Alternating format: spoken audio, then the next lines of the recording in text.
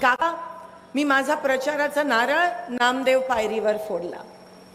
विठू माऊलीचं दर्शन घेऊन मी माझा प्रचार सुरू केला. आज तुमचं दर्शन या ठिकाणी आम्हा दोघांना मिळतंय, हे देखील हा योगायोग आहे आणि अहोभाग्य आहे. या व्यासपीठावर बोलताना, पवार साहेबांच्या समोर बोलताना धुकधुक आहे, हिम्मत होत नाही, मी कधी बोलत नाही. पण उमेदवार म्हणून आज तुमच्या समोर मी 2 मिनिटं काही भावना व्यक्त करते. ही लोकसभा लढायची उमेदवारी जेव्हा मला मिळाली तेव्हा मी मनापासून आपल्या सगळ्यांचे आभार मानले. मला माहिती होतं की समोर संघर्ष करायचा आहे, पण मी आज 500 गावं फिरली, मंगळवेढा, पंढरपूर, मोहोळ, अक्कलकोट दक्षिण, आणि गावागावातून जो प्रतिसाद मिळतोय, एक हिम्मत मिळाली. तुम्ही मला हिम्मत दिली अजून लढायची. शेतकरी, मायबाप शेतकऱ्यांनी हिम्मत दिली. काका, बऱ्याच गावांमधून असा प्रतिसाद आला. शेतकरी मायबाप म्हणाले की आम्ही ठरवलंय, आमचं ठरलंय. 3 महिन्यावर जीएसटीचं राक्षस तुमच्या उरावर येऊन बसलंय. 10 वर्ष हा त्रास सहन करताय का? एका 15 लाखाच्या आमिषामुळे. अजून वाट बघतोय. आज 10 वर्ष लागली आपल्याला कळायला की ते खोटं होतं, ते 15 लाखाचं आमिष. पण 10 वर्ष वाया गेली ना सोलापूरची. अहो, जेव्हा 10वी एक नापास होतो, 10वीत एक मुलगा नापास होतो, तेव्हा घरात खावटा असतो. आई वडील म्हणतात, बाप रे, ह्याचं 1 वर्ष वाया गेलं. पण 10वीच्या परीक्षेला परत तर बसू शकतो. 10 वर्ष आपण मागे गेलोय सोलापूर, त्याचं काय? हा पाप कोणाचा आहे? भारतीय जनता पक्षाने 2-2 खासदार निवडले, कोऱ्या पाट्या, अनुभव नाही, काम नाही, तरी तुम्ही किती मोठे मनाचे की तुम्ही त्यांना निवडून आणलं. पण दोघांनी खासदारकी वाया घालवली. लोकसभेत एकदा पण बोलले नाहीत. अहो, त्यांच्याच पक्षाने त्यांना पावती दिली निष्क्रिय होण्याची. सत्ता असून सुद्धा, पंतप्रधान असून सुद्धा 3-3दा उमेदवार बदलावे लागतात. ही शोकांतिका आहे.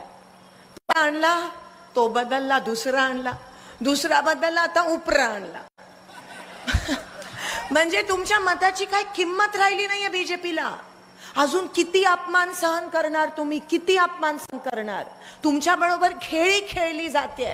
आणि आता येऊन काय म्हणतात की उमेदवाराकडे बघूच नका, पंतप्रधानांकडे बघा. पण दोघांनी काय एवढे मोठे दिवे लावले? मला या गोष्टी खंत वाटतो आणि मी बोलून दाखवते. पंतप्रधानांचं परवाचं भाषण तुम्ही ऐकलं असाल. उमेदवार असू देत, त्यांचे मुख्यमंत्री असू देत, उपमुख्यमंत्री असू देत, पंतप्रधान असू देत, कामाबद्दल बोलत नाहीयेत, मुद्द्यावर बोलत नाहीयेत, मुद्द्यावर येत नाहीयेत. मागच्या 10 वर्षात सोलापूरला काय केलं बोलत नाहीयेत. फक्त धर्म, जात पातची कीड भारतीय जनता पक्षाने आपल्या देशाला लावल्या. आपल्या लोकशाहीला दुष्ट लावली, कीड लावली ह्या लोकांनी. पंतप्रधान हा देशाला सांभाळणारा पंतप्रधान असायला पाहिजे. तो कोणत्या पक्षाचा नसतो, तो सगळ्यांचा असतो. सगळ्यांना देश एकत्र ठेवण्याचं काम पंतप्रधानांचं असतं. पण परवा काय केलं? इतकं खालच्या पातळीचं भाषण, समाजामध्ये, धर्मामध्ये तेढ निर्माण केला पंतप्रधानांनी. ह्याचा निषेध करते मी ह्या व्यासपीठावर.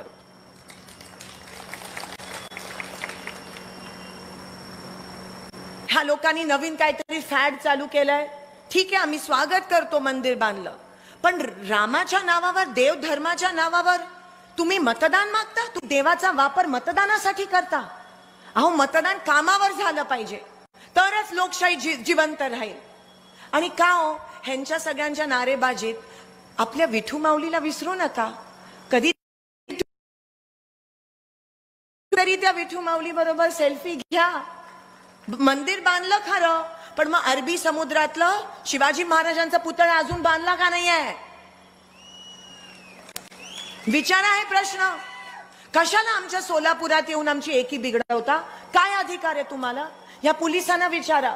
कधी भेदभाव करत नाही. पोलिसांमध्ये सगळ्या धर्माच्या, जातीची लोक असतात, सगळे असतात. ते कधी भेदभाव करत नाही. पण त्यांचं वाईट वाटतं, जे राज्यकर्ते बिघडवतात ना, ते सांभाळत असतात. त्यांना मी सलाम करते. कधीच आपल्या देशामध्ये भेद धर्मावर, जातीवर मतदान झालं नाहीये, कधीच झालं नव्हतं. तुम्ही सगळे सर्वधर्म समभाव आणि कामाला मतदान करणारी लोक आहात. आणि म्हणून आज आपला देश एवढं पुढे गेलाय. पण ह्या भाजपनी पाप करून आज आपला देश मागे घेण्याचा प्रयत्न करतायत. हा महाराष्ट्र हा जिजाऊचा महाराष्ट्र आहे, अहिल्याबाईंचा महाराष्ट्र आहे, हा रमाईचा महाराष्ट्र आहे, जिजाऊचा महाराष्ट्र आहे, सावित्रीबाईंचा महाराष्ट्र आहे. आम्ही मगाशी जानकर साहेब म्हणाले मी महिला आहे तरी लढत नाहीये, मी महिला आहे म्हणून लढते, आम्हाला अभिमान आहे या सगळ्या लेकींचा. त्यांनी जो संघर्ष केला तो आम्ही व्यर्थ नाही जाऊ देणार. आणि म्हणून ही लढाई ही आमची एकट्यांची लढाई नाहीये, ही आपल्या सगळ्यांची लढाई आहे. जर संविधान बदलण्याचं हिम्मत ह्यांच्यात असेल तर आपल्याला सगळ्यांना मिळून दाखवायला पाहिजे की लोकशाहीची ताकद काय आहे. बाबासाहेबांनी दिलेलं संविधान ह्यांचे खासदार जाहीरपणे बोलतायत की आम्हाला राज्यसभेमध्ये बहुमत पाहिजे कारण का आम्हाला संविधान बदलायचं आहे. संविधान बदललं तर आरक्षण टिकणार नाही, संविधान बदललं तर लोकशाही टिकणार नाही, संविधान बदललं तर माझा शेतकरी मायबाप टिकणार नाही. शेतकरी मायबापांचा अंत हे भाजप सरकार बघत आहे. आणि म्हणून ही लढाई आपल्या सगळ्यांची लढाई आहे. ही लढाई लोकशाहीसाठी लढाई आहे, ही लढाई त्या शेतकरीसाठी आहे, ही लढाई त्या वणवण फिरणाऱ्या युवकासाठी आहे ज्यांना 2 कोटी नोकऱ्या मिळणार होत्या. काय झालं? 2 पण नोकरी लोकांना मुलांना काम मिळालं नाही. आणि खाजगीकरणाकडे ह्यांची वाटचाल, खाजगीकरण पण आरक्षण रद्द करण्याचं षडयंत्र आहे जे बीजेपी करत आहे. काय केलं काय ह्यांनी मागच्या 10 वर्षात? फक्त फोडाफोडीचं राजकारण आणि खरेदी विक्री आमदारांची, तेवढंच. रात्रीच सगळं करतात. दादा तुम्ही म्हणालात, कोणीतरी म्हणालं की विजय झालाय पण रात्र वैराची आहे, गाफील राहू नका, कारण ह्यांचे खेळ रात्री चालत असतात. आणि म्हणून आज 10 दिवस आहेत.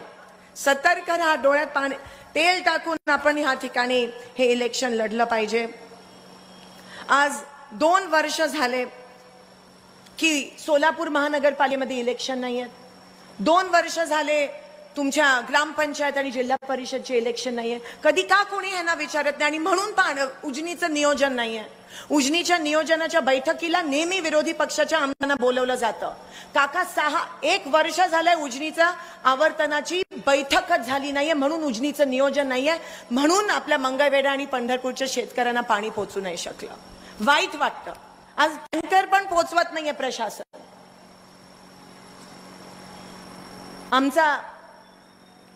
ही निवडणूक जरी आमची असली तरी विजय तुमचा झाला पाहिजे, लोकशाहीचा विजय झाला पाहिजे. आणि मी तुम्हाला शब्द देते, आणि दादांची परवानगी घेऊन मी हा शब्द देते. आम्ही दोघं जर विजयी झालो आणि निवडणूक जर तुम्ही जिंकली तर पहिला आवाज जो लोकसभेमध्ये जाईल तो माझ्या शेतकऱ्यांसाठी असेल आणि आरक्षणाचा आवाज जाईल. का लाठीचार्ज केला? 1 दिवसाचं आमचं अधिवेशन घेतलं, नाटक केलं आणि आमचे माईकच बंद पाडले. फसवणी.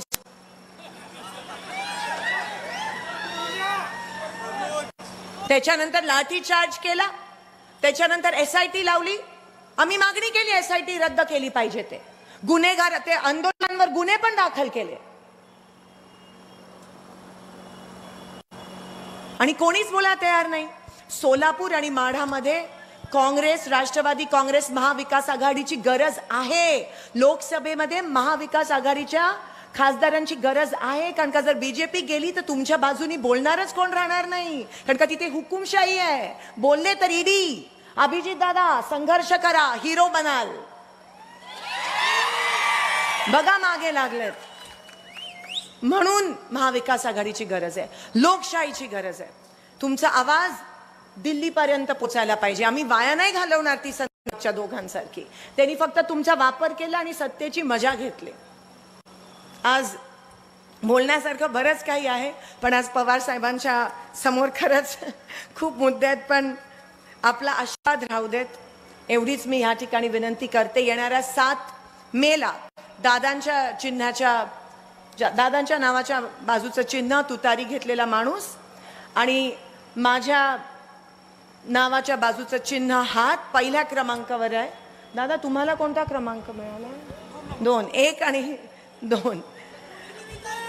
आपण भरघोस, आपण आशीर्वाद स्वरूपात मतदान द्याल आणि तुमची सेवा करण्याची आम्हाला संधी द्याल.